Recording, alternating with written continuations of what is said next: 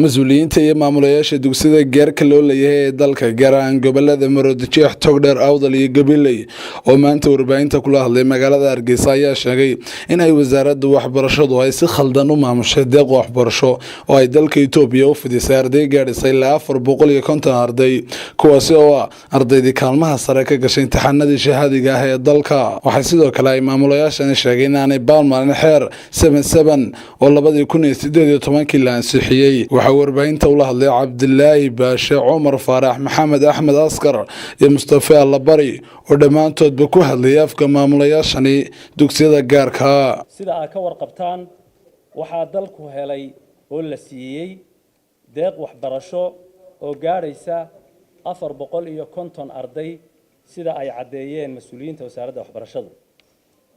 hase yeeshee mas'uuliyiinta wasaaradda waxbarashadu waxa ay go'aansadeen in deeqda waxbarasho laga qadiyo ardayda qaranka ugu badan oo ah kuwa wax ka barta dugsiyada gaarka ah. markii aanu arinta wasaaradda u tagnay si aanu arinta wax uga weydiino namay qancin mas'uuliyiintii wasaaradda waxbarashadu oo wasiirku ugu horeeyo fadhigiina way nagaga kaceen.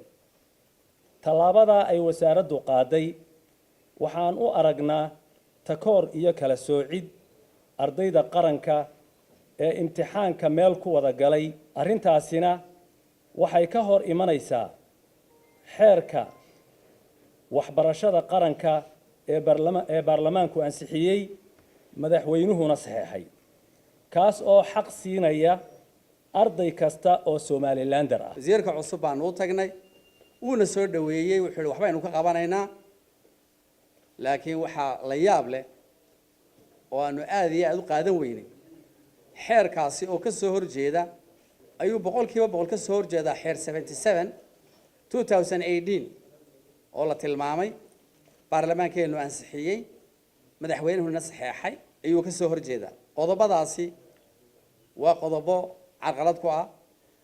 annagu waanu bixinaa cashuur, waanu bixinaa ruqsad, waanu leenahay weligeena waanu bixin jiray oo noo hogaansanahay dalka sharcigiisa. in wasaaradii waxbarashadu tii oo nagala tashanina ay soo saarto xeer magaciisu yahay hay'adaha qaranka baarlamaanka iyo maxaa golaha guurtidaba inaanan diidaneyn xeerka 77 2018 ee ay saxeex maxaa hirgeliyeen madaxweynuhu saxeexay. laakiin wixii laga soo deegto ee shakhsi u sameeyay kana hor imanay xeerkaasi xeerka meesha loo noqonayo waa 77 waxa la wixii 77 ku qorna waan ogolaanay. laakiin qodobada ka hor imanaya ee takooraya ardayga Soomaaliyeedka u kala saaraya arday Soomaaliyeed iyo arday Soomaaliyeed ahayn waxaan ardayda dhamaan u arday Soomaaliyeed waxay wada galaan imtixaanka qaranka.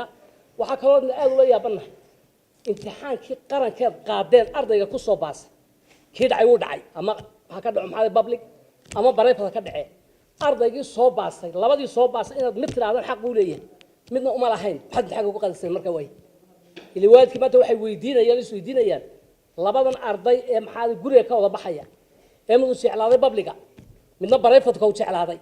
ana waxaan u aragnaa waxbarashada Soomaaliland mid tahay waxaan u jecelnahay saan private ka u jecelnahay ma publicana u jecelnahay. wasaaradda waxbarashada runtii taas ka rabnay waana maxaa sidii ay noo sheegeen wasaaradda waxbarashadu inkastoo waxa kale oo ku darayaa waxyaabaha lagu qaybiyay deeqda waxbarashada gobolada lagu qaybiyay. gobolka waxa lagu qaybiyay intii soo baxday intii baasay ee arday gobol hebel intaas ka gashay guud ahaan dalkan intaas ka gashay deeqda la helay 450 55 ka oo la helay public ba laha guud ahaan ba lagu qaybiyay jirtay deeq kasta oo muxuu ahaa wadankan uu helo arday reer Somaliland la siiyo way u garsoori jireen. waayo garsoorka ugu weyn ee lagu qaymin jiray wuxuu ahaa imtixaanka qaranka ee shahaadiga ah ee ardayda Somaliland ay u tartanto kaas ayaa garsoor u ahaa oo lagu garsoori jiray. ama ardaygu ha ahaado mid faqiira ama guriga qofku doonaha ka soo jeedo wixii qalinkiisa u gooyo ayuunbu qaadan jiray. sida aawadeed waxa ayaan darro runtii noqotay oo waxaanu liqi weyn nagu noqotay.